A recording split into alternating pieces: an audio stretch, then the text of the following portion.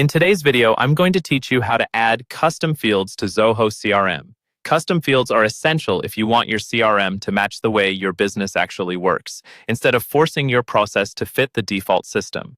By the end of this walkthrough, you'll know exactly how to create the right fields, place them where they're most useful, and make sure the right people can see and edit them.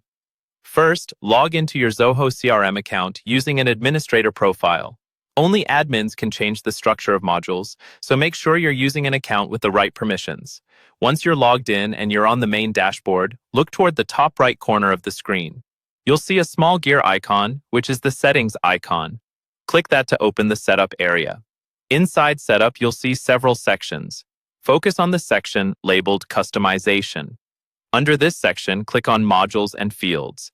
This is where you can control how each module looks and what information it stores.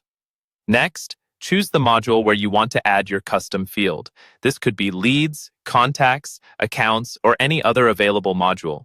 Click on the module name, and Zoho will open the layout editor for that module. Here, you can see the existing sections and fields laid out, similar to how users see them when they're entering data. On the left-hand side of the layout editor, you'll find the new fields tray. This is a list of all the different types of fields you can add, such as text fields, numbers, pick lists, email fields, URLs, and checkboxes. To add a new field, simply click and drag the field type you need, then drop it into the section on the right where you want it to appear. Take a moment to place it logically, near related information, so your team can find it easily. As soon as you drop the field into the layout, a pop-up window will appear asking you to define the field's properties. Start by giving the field a clear, descriptive label so everyone understands what it's for. Then, set the length or values depending on the field type.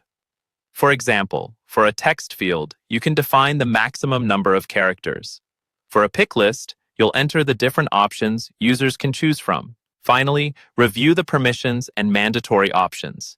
Here, you can decide which user profiles can view or edit this field, and whether it's required before a record can be saved. Being thoughtful here helps keep your data clean and consistent. When you're happy with the settings, click Done in the pop-up. Then look to the top right corner of the layout editor and click Save Layout. This step is crucial. If you forget to save, your new field won't be applied. Once saved, your custom field is live and ready to use in that module.